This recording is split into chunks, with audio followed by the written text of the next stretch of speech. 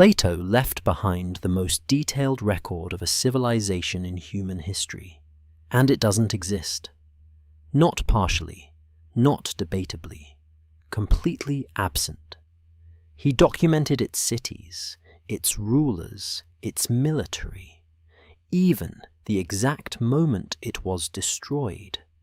And then, nothing. No evidence. No second source. No trace anywhere on Earth. Which raises a problem no one can explain. Because in 360 BC, Plato didn't write about Atlantis like a myth. He wrote about it like history.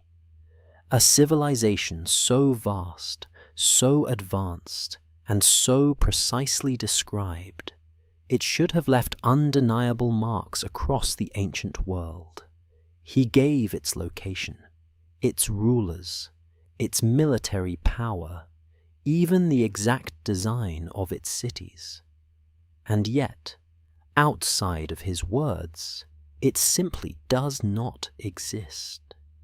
No ruins, no records, no confirmation, only silence.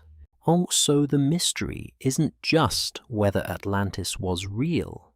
It's why the most complete account of a lost civilization in human history appears exactly once, and then never again. Because civilizations don't just vanish without a trace, unless something made sure they did. This is the story of Atlantis. The story of Atlantis does not begin beneath the ocean or through the discovery of submerged ruins.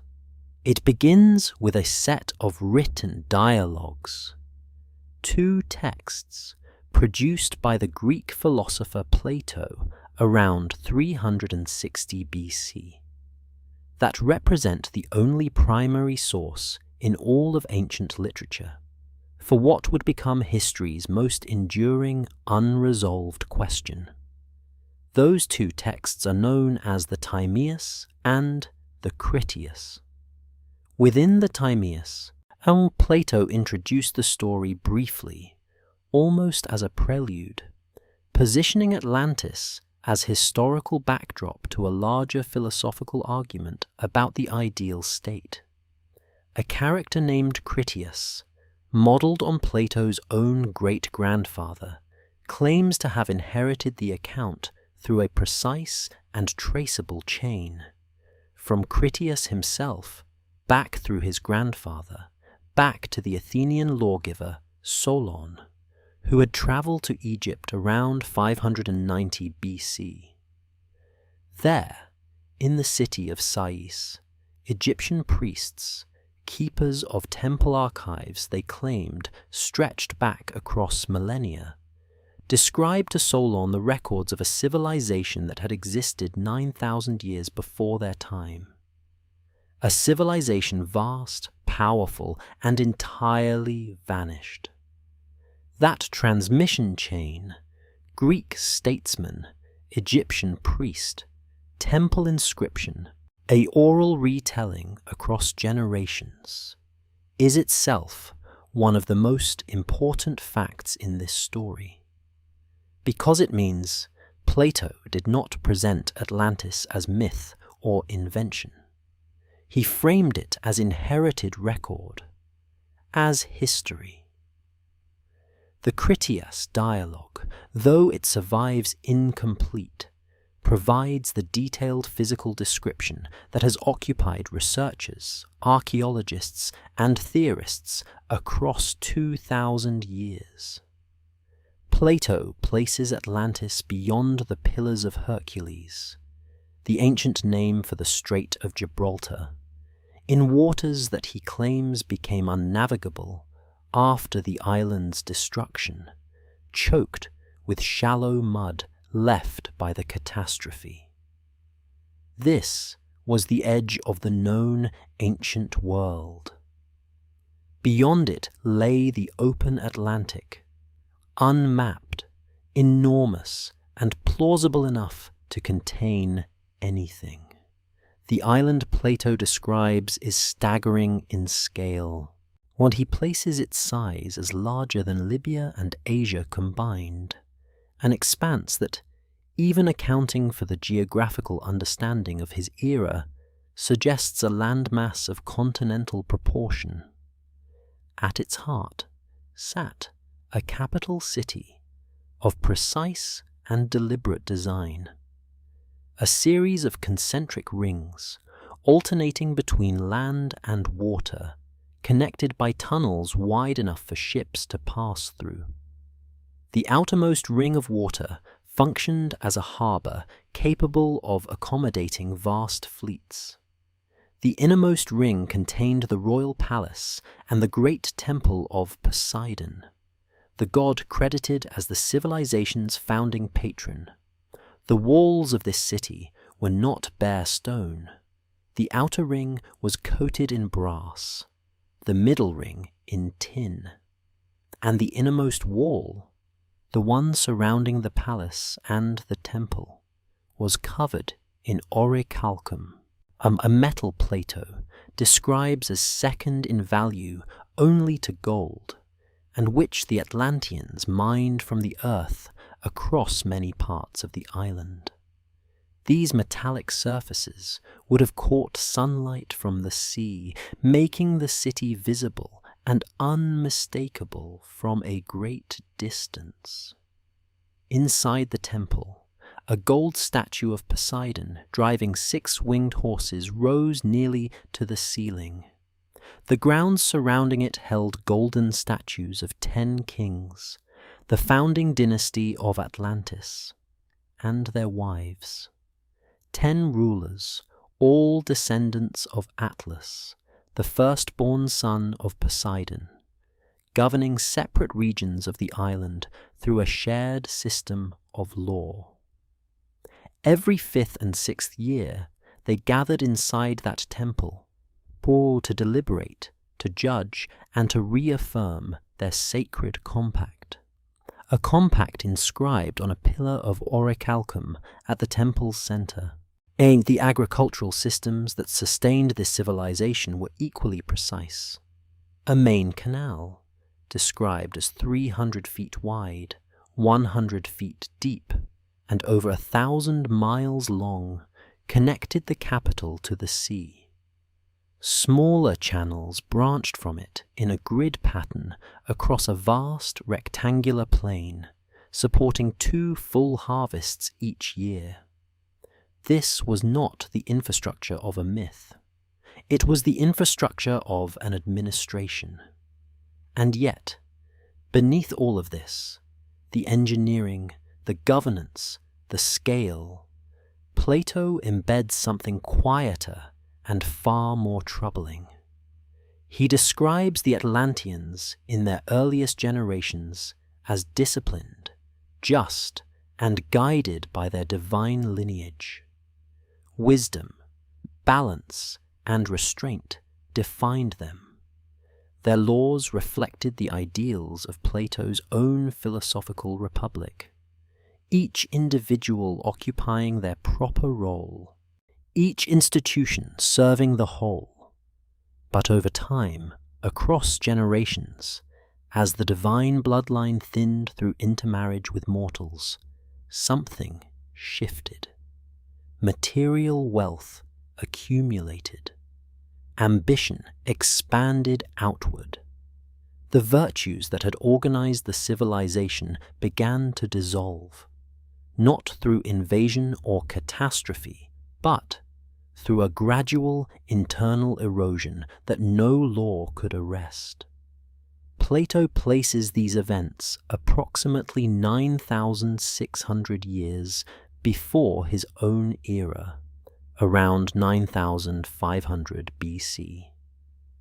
That date falls in the immediate aftermath of the last ice age, a period when sea levels were actively rising and coastal settlements across the ancient world were being consumed by water. It also places the story comfortably beyond the reach of any contemporary verification, ancient enough to carry the weight of deep history, distant enough that no one could directly contradict it. Whether that distance was deliberate remains one of the central unresolved questions of the entire account. Because here is what the historical record shows. Outside of Plato's two dialogues, no ancient source, not Herodotus, not Thucydides, not any Egyptian inscription yet recovered, makes any mention of Atlantis at all. A civilization supposedly larger than continents. A war supposedly involving the entire Mediterranean world, and not a single corroborating line from any other writer of antiquity. Which brings us back to the beginning, not of Atlantis, but of the question that has followed this story across every century since Plato set it down. Was he recording history, or constructing something else entirely? The Egyptian priests of Sais kept records that most civilizations never attempted, carved into temple walls and stored in archives that stretched back across generations. Their chronicles documented the rise and fall of peoples that the rest of the ancient world had already forgotten. When the Athenian statesman Solon arrived in Sais around 590 BC, the priests did not ask him what he knew about ancient history. They told him how little he knew. According to the account Plato later preserved, the priests informed Solon that Athens itself was far older than its own people understood, and that 9,000 years before their conversation, a great civilization had existed at the edge of the known world, beyond the Pillars of Hercules. A civilization that had threatened the entire Mediterranean before disappearing without trace or successor. Solon carried that account back to Greece.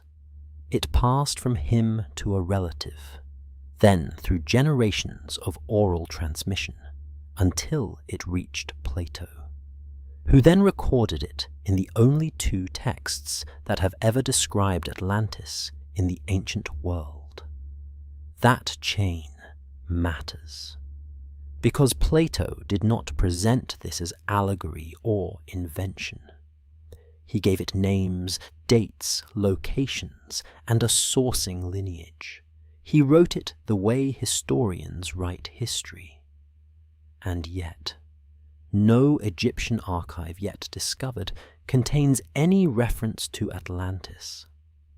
The priests of Sais, whose records Solon supposedly consulted, left behind no inscription, no papyrus, no temple wall carving that corroborates a single detail from Plato's account. For a civilization Plato described as larger than continents, the silence from every surrounding culture is not merely unusual. It is the kind of silence that demands explanation. This is the tension at the foundation of everything that follows. Plato was not a mythologist. He was a philosopher with a documented commitment to truth, a student of Socrates, and a man deeply concerned with how civilizations rise, govern themselves, and collapse. When he chose to frame Atlantis as inherited Egyptian record rather than creative invention, he made a deliberate choice. The question is, what that choice was actually for. Whether he was preserving an account too dangerous to present directly, or constructing one too important to leave as fiction, the story he left behind has never fully resolved into either category. And that, more than the sunken city itself, may be exactly what he intended. Plato did not describe Atlantis vaguely. He described it the way a surveyor describes land, with measurements, materials, orientations, and proportions. That precision is either the most compelling argument for its existence, or the most unsettling argument against it. The capital city was built in concentric rings, alternating bands of land and water radiating outward from a central island approximately 5.5 miles in diameter. Each ring was connected to the next by tunnels carved wide enough for fully rigged ships to pass through. The outermost ring of water functioned as an open harbour, capable of accommodating fleets of considerable size. Every dimension Plato records is specific. Nothing is approximate. Or at the centre stood the Temple of Poseidon, 600 feet in length, 300 feet wide. Its exterior clad entirely in silver, its pinnacles in gold. Inside, a statue of the god himself, driving 6 winged horses, rose nearly to the ceiling.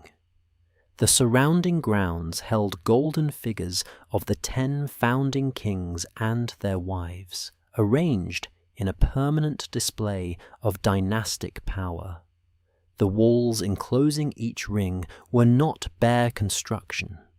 The outermost was coated in brass, the middle in tin. The innermost, surrounding the palace and temple, was covered in orichalcum, a metal Plato describes as mined from the earth across the island and valued second only to gold.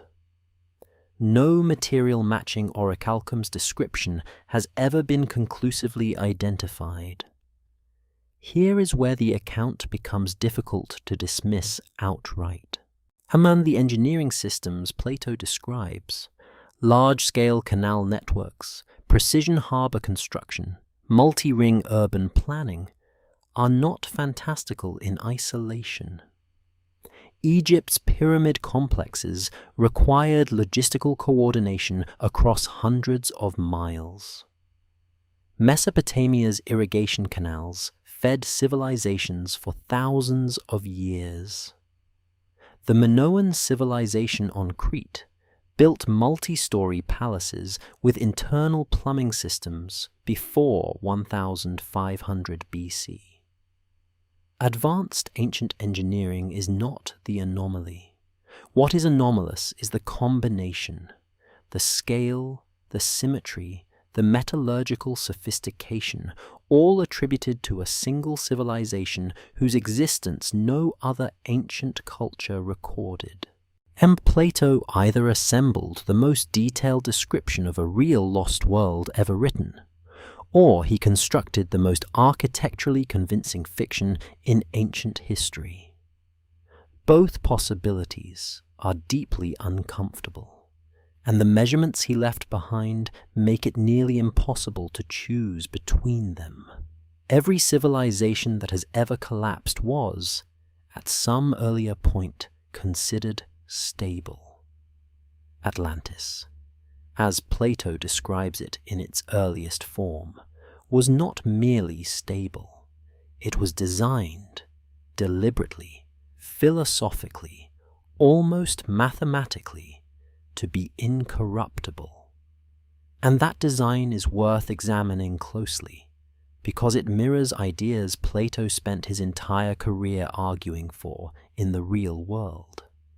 The governing structure was built around 10 kings, all descendants of Atlas, are the firstborn son of Poseidon, each ruling a separate region of the island and its external territories. They did not rule independently. Every 5th and 6th year, they gathered inside the Temple of Poseidon to deliberate together, resolve disputes, and reaffirm their sacred laws. Those laws were not held in memory or tradition.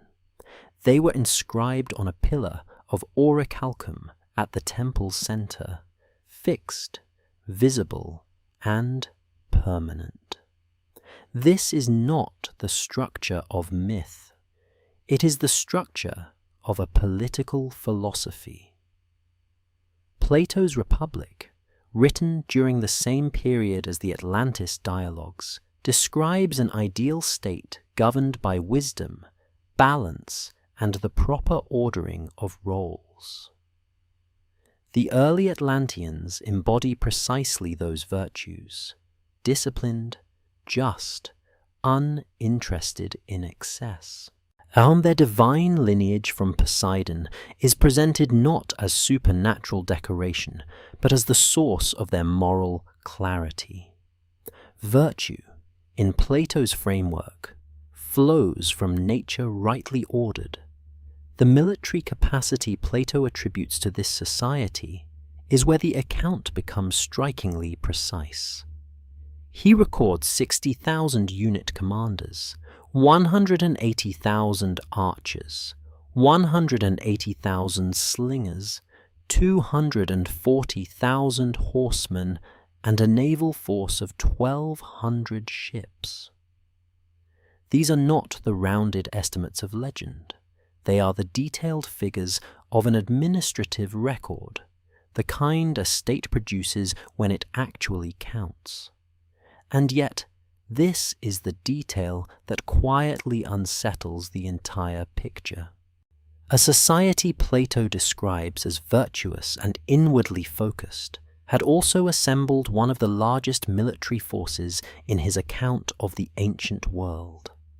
Virtue and armament on that scale do not naturally coexist. One anticipates conflict. The other claims to transcend it. Plato never explains that contradiction directly, which may be the point, because a perfect society that builds an army that large is not preparing to remain perfect. No civilization announces its own decline. It does not appear in a single decision or a single generation. It accumulates, quietly, incrementally, in the space between what a society believes about itself and what it is actually becoming. Plato understood this, and in the Atlantis account he described it with a precision that feels less like ancient mythology and more like a diagnosis. But then, something changed. The divine lineage that had anchored Atlantean virtue did not break suddenly. It diluted. As generations passed and the descendants of Poseidon intermarried with ordinary mortals, the proportion of divine nature within them diminished.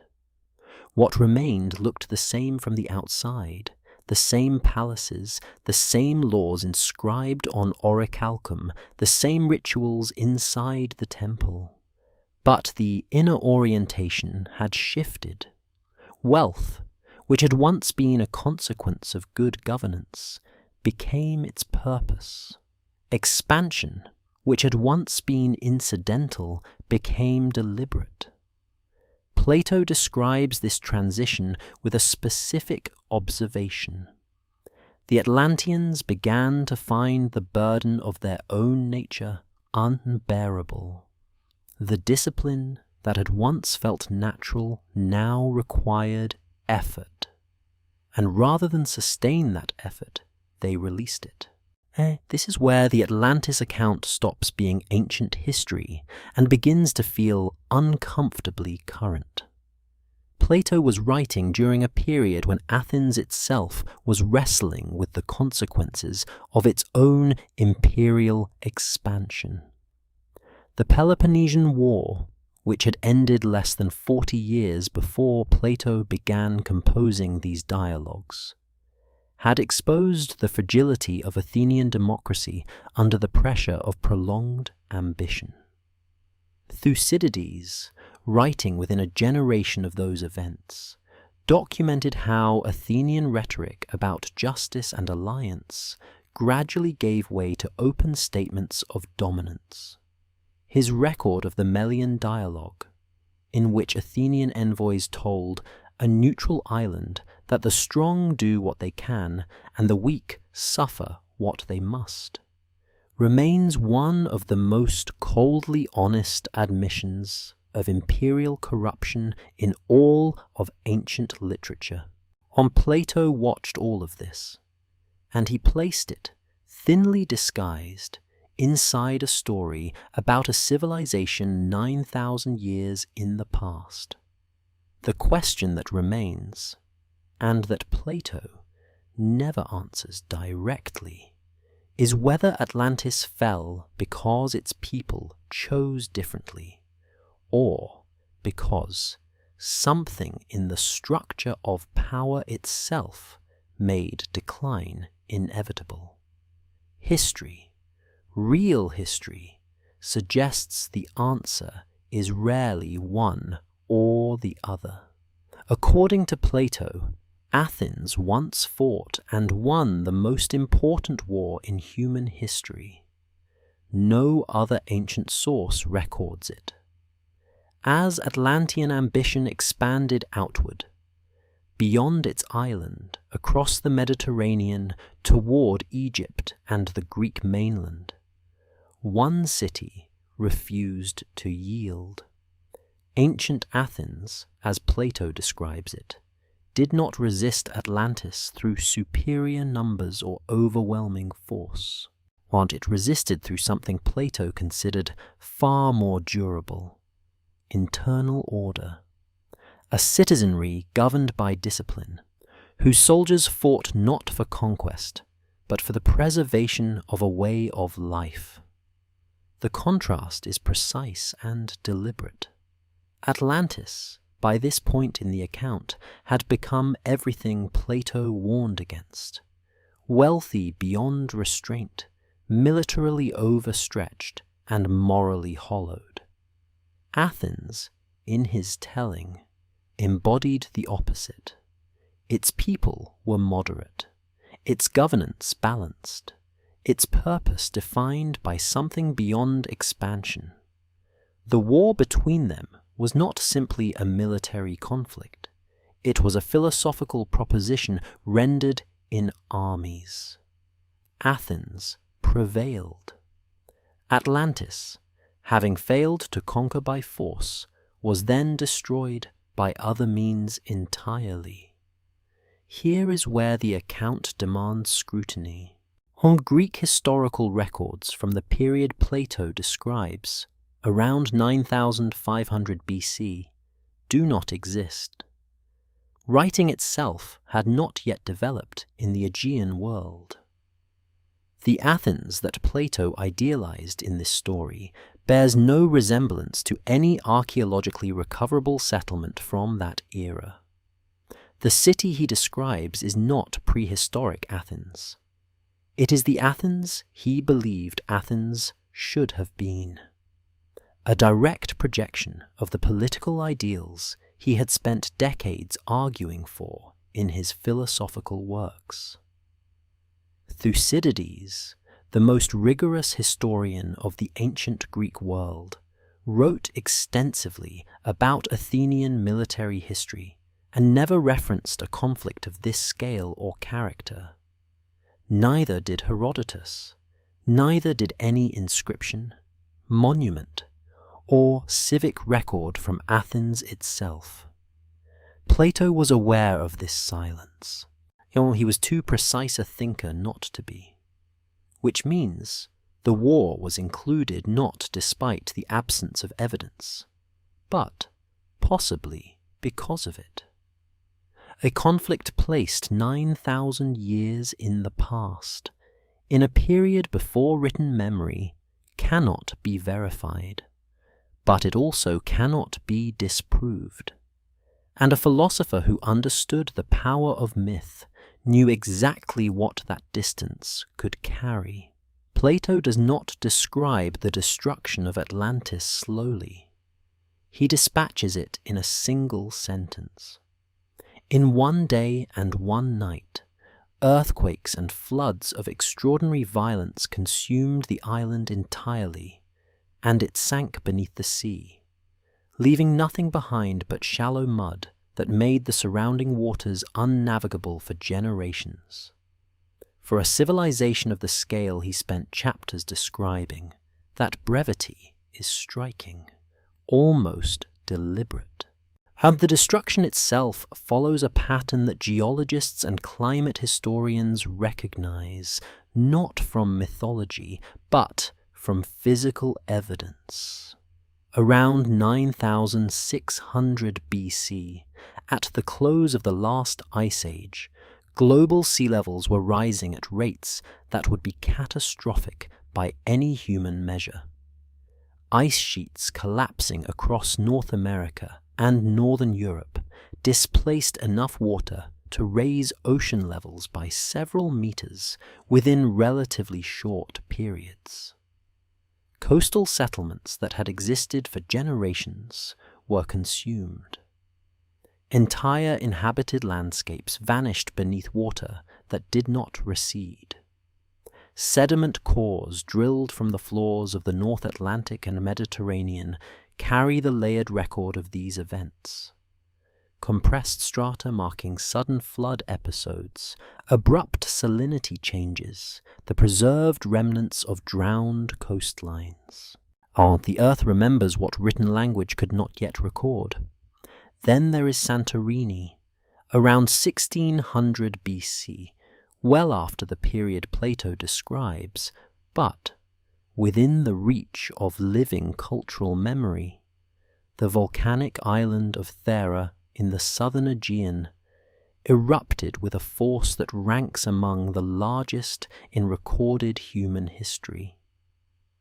The eruption collapsed the island's center into the sea, generated tsunamis across the eastern Mediterranean, and almost certainly contributed to the decline of the Minoan civilization on nearby Crete. Ash layers from the event have been identified in ice cores from Greenland. The destruction was real, documented, and catastrophic. Scholars have long noted the structural similarities between Thera's collapse and Plato's account. A circular island, an advanced surrounding civilization, a sudden annihilation by geological violence. But here is what that connection cannot resolve. Plato places Atlantis 9,000 years before his era. Thera erupted roughly 1,200 years before it. The dates do not align by any reasonable interpretation, which means either Plato compressed or displaced the timeline deliberately, or he was drawing on something older than Thera entirely. Both possibilities point toward the same quiet conclusion. The destruction he described may have had a real origin that has not yet been identified. The ancient world was not silent about things that mattered. When Troy fell, poets recorded it. When Persia invaded Greece, Herodotus documented it in exhaustive detail. Troop movements, royal decisions, the names of individual soldiers. And when Alexander the Great marched his armies across 3 continents, chroniclers followed. The ancient Mediterranean world had a robust appetite for preserving the significant, the catastrophic, and the extraordinary, which makes what surrounds Atlantis so difficult to explain. Herodotus, writing in the 5th century BC, just decades before Plato, produced what historians consider the first systematic attempt to record the known world's history and geography. He documented Egypt, Persia, Scythia, Libya, and the edges of the Atlantic coastline. He recorded legends, rumors, and second-hand accounts of lands he had never visited. He was, by his own admission, willing to include stories he personally doubted, provided they had sufficient circulation.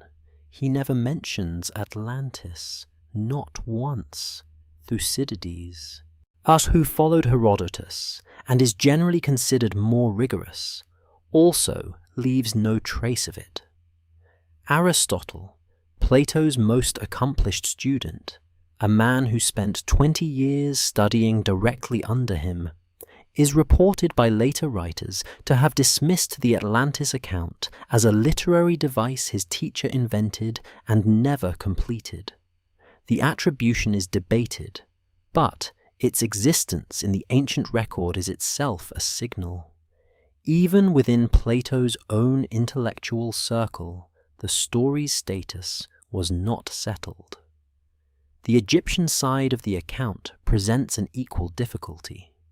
The priests of Sais, whom Plato names as the original source, belonged to a temple culture that produced some of the most durable written records in the ancient world. Egyptian scribes documented foreign peoples, natural disasters, military campaigns, and cosmological events with extraordinary consistency across thousands of years.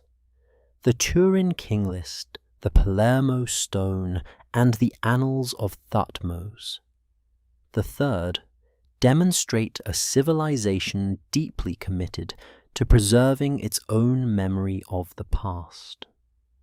None of those archives contain a reference to Atlantis.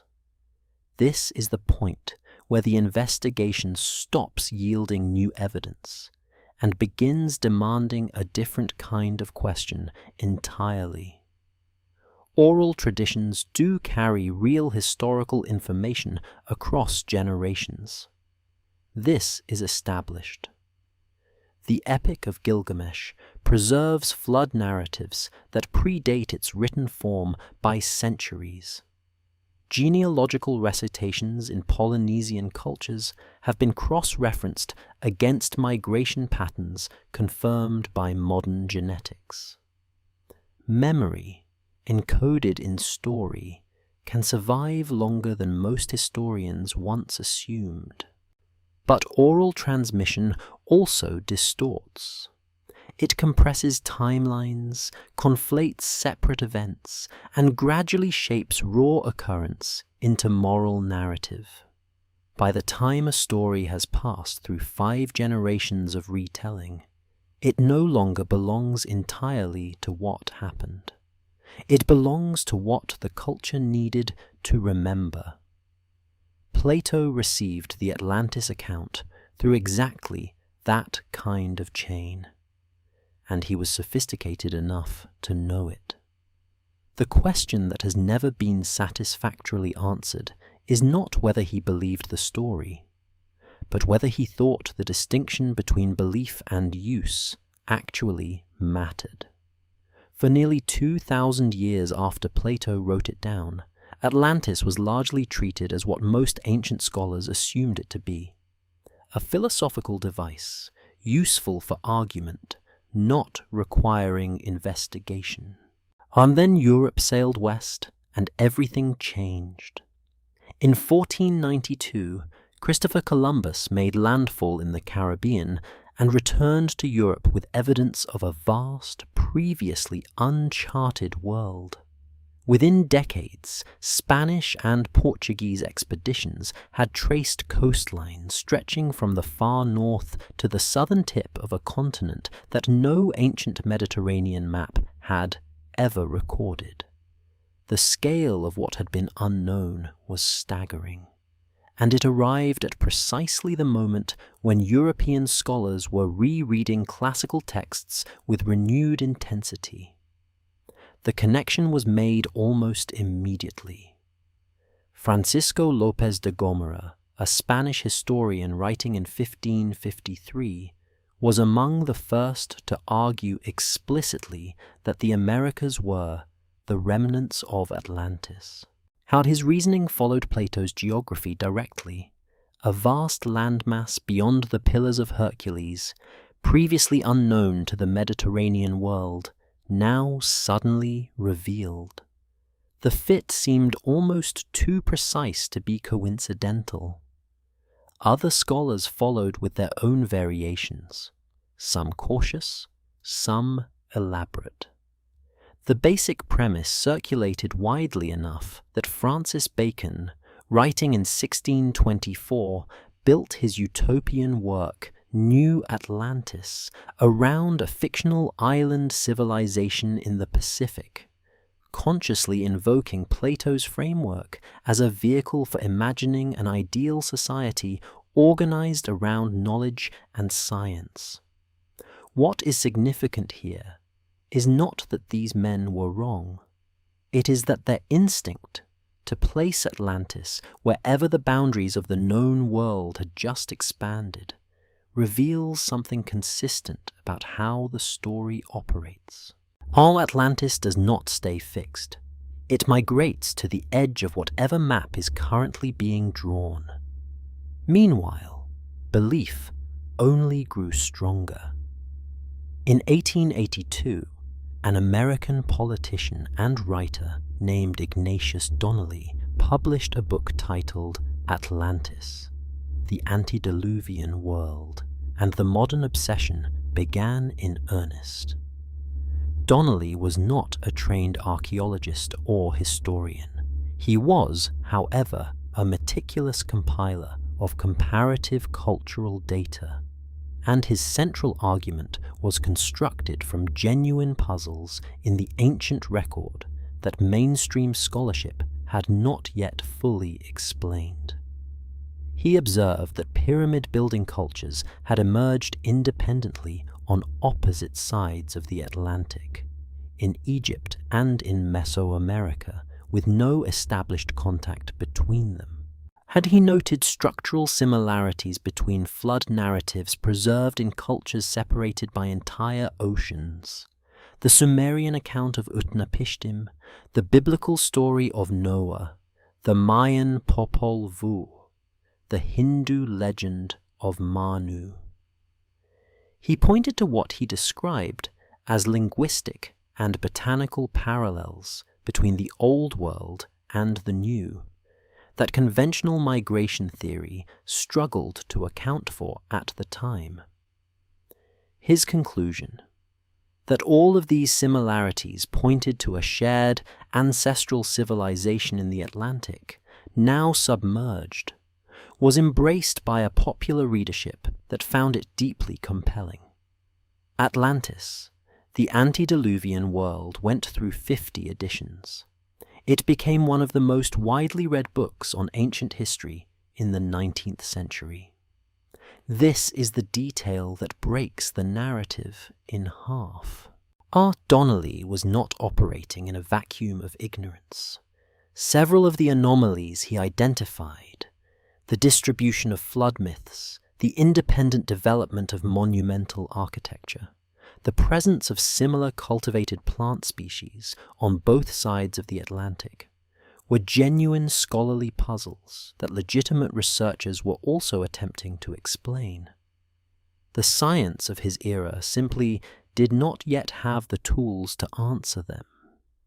Genetic analysis, deep-sea geology, radiocarbon dating, and satellite imaging did not exist. He was working at the edge of what evidence could then support. What he did with that edge was fill it with Atlantis. And once that template was established, once Atlantis became the default explanation for any anomaly that conventional archaeology had not yet resolved, the consequences proved difficult to contain. By the early 20th century, the story had been absorbed into occult traditions, incorporated into theosophical cosmologies, and attached to claims about root races, ancient psychic civilizations, and prehistoric global empires. Helena Blavatsky, founder of the Theosophical Society, placed Atlantis within an elaborate mythology of successive human civilizations stretching back millions of years. Edgar Cayce, an American mystic active in the 1930s and 40s, claimed in recorded sessions to have accessed past life memories of Atlantean civilization, and predicted that physical ruins would rise near Bimini in the Bahamas before the end of the 1960s. In 1968, an underwater rock formation was discovered near Bimini. It received immediate and significant attention, and subsequent geological analysis concluded it was a natural formation. The attention did not diminish accordingly. This pattern, discovery, claim, investigation, inconclusive result, renewed belief, has repeated itself with remarkable consistency across more than a century of Atlantis research. Each new sonar survey of the Atlantic floor, each newly translated ancient text, each anomalous archaeological site somewhere on the planet's coastline generates a fresh cycle of speculation and publication. The question that this history raises is not whether Atlantis existed. It is why the need to find it has proven so resistant to the absence of evidence. Civilizations that have been definitively disproved do not typically inspire this level of sustained, multi-generational devotion. Oh, the search for Atlantis has outlasted the careers of everyone who has conducted it, absorbed resources and attention that might have been directed elsewhere, and generated an entire genre of literature, documentary, and popular media that shows no sign of exhausting itself. Something in the story is meeting a need that facts alone cannot satisfy. And the unsettling possibility, the one that Plato may have understood from the beginning, is that we are not searching for a lost civilization at all. We are searching for proof that a better one was once possible, and that if it existed once, it might be possible again. Science has looked for Atlantis, seriously, systematically, and repeatedly. This is not a casual observation. Over the course of the 20th and early 21st centuries, the tools available to researchers expanded in ways that would have seemed extraordinary to earlier generations.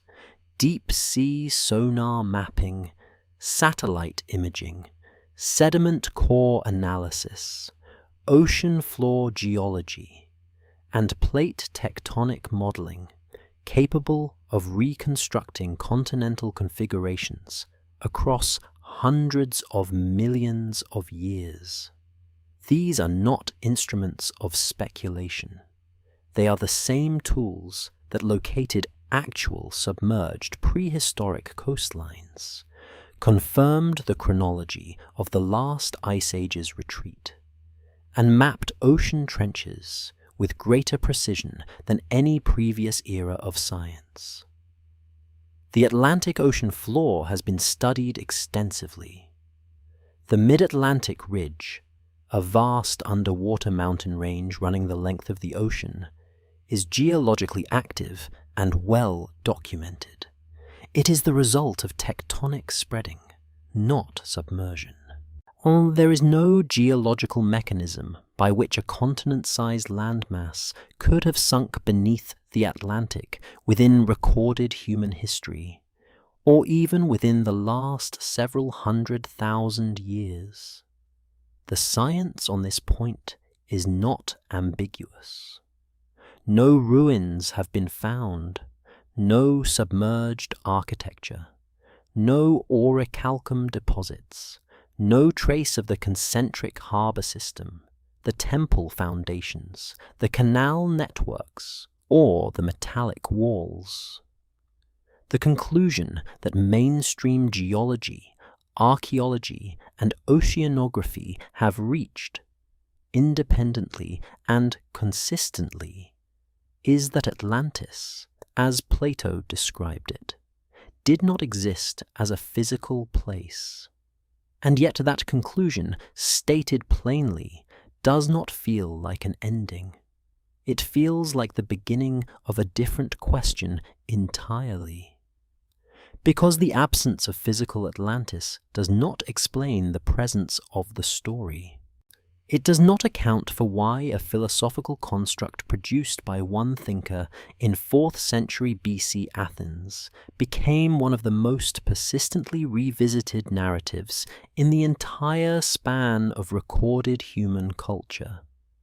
It does not explain why civilizations that had no access to Plato's texts independently generated stories that rhyme with his, drowned worlds, fallen golden ages, advanced peoples destroyed by their own excess. The Mesopotamian flood traditions.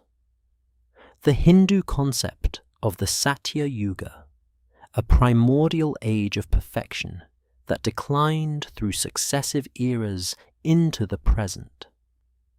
The widespread mythological motif of a world before this one, more ordered and more complete, now irretrievably lost.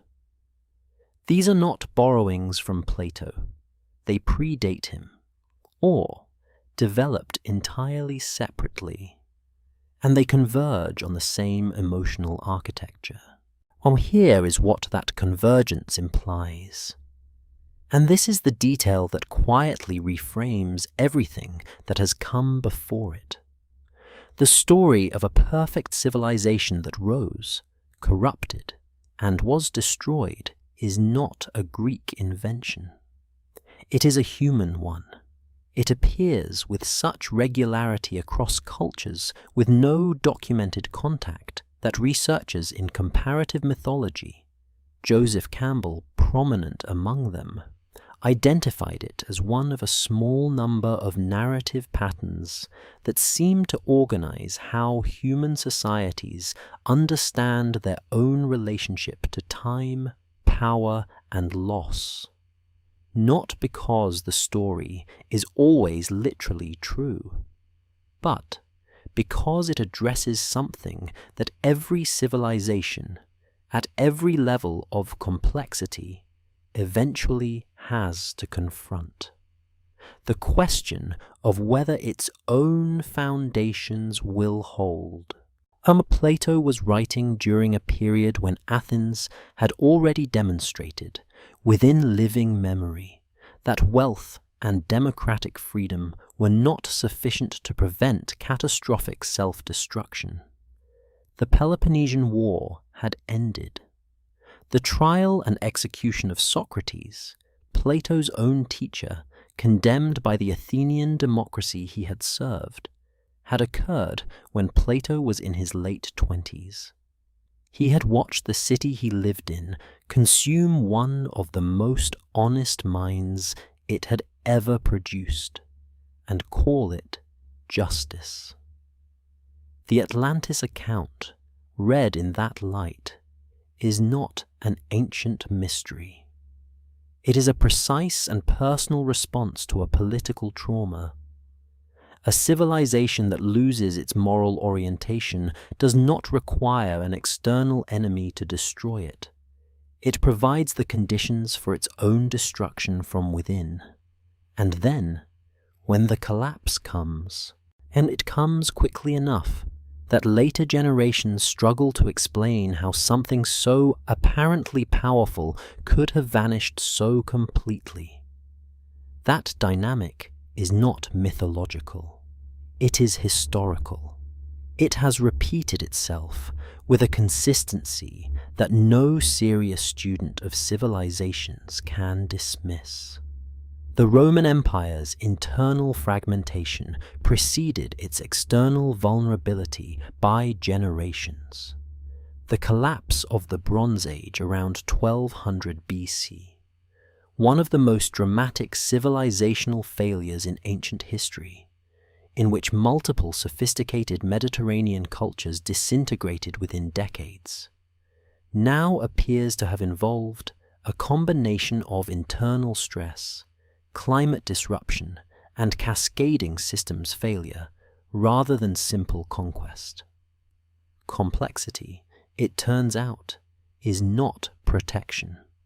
Under sufficient pressure, it accelerates collapse. Plato understood this. He encoded it in a story calibrated to outlast the specific political moment that produced it. And it has. The final realization that the Atlantis story quietly delivers, not in a single passage, but accumulated across the full weight of Plato's account, is that the civilization most at risk of becoming Atlantis is always the one that most confidently believes it will not. The warning was never intended for a sunken island. It was intended for whoever was reading, which means it was intended for us. Not as prophecy, not as hidden history, but as a mirror held at a precise angle, one that reflects not what we are looking at, but what is standing behind us, just outside the frame. The story does not end with the ocean closing over the island. It ends with the question Plato leaves unanswered in both dialogues, in the silence where the Critias breaks off mid-sentence and stops. We do not know why he never finished it. We do not know whether the ending was lost or withheld, or whether the incompleteness was itself the point. A civilization story left suspended, unresolved, requiring each generation to supply its own conclusion. And if Atlantis was never meant to be found beneath the water, if it was always meant to be recognized in the mirror, then the only question that remains is whether we are looking carefully enough to see it.